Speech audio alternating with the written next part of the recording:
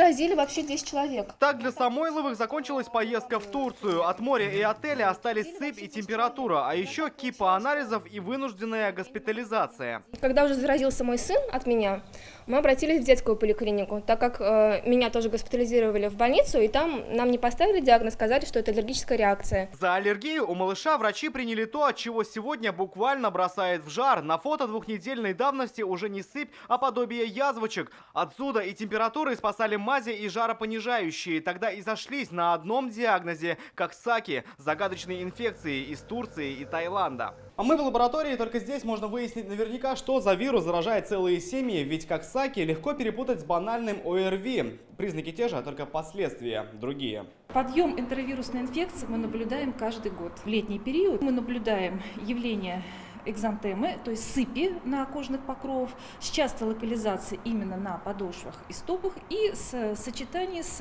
этих же высыпаний на слизистой оболочке или слизистых полости рта. Те же симптомы в Нижнекамске и Челнах, те же сыпь и жар, а где-то еще и отек ног. Коксаки у десятков татарстанцев, но пока эта информация из соцсетей врачами не подтверждается. Мы эти результаты мы получаем только к концу года.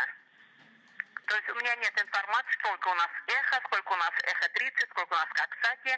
Их очень много этих видов. Информации у нас нету. Вы ни у кого это не найдете. Купаться где разрешено, пить кипяченую и бутилированную воду, мыть фрукты, овощи и руки. Врачи советуют, как себя вести, чтобы не оказаться в списке энтеровирусных больных. Ведь не в курортах дело. По словам медиков, заразиться подобным вполне возможно даже у себя дома. Рамиль Шайдуллин, Ринат Сафин, ТНВ, Казань.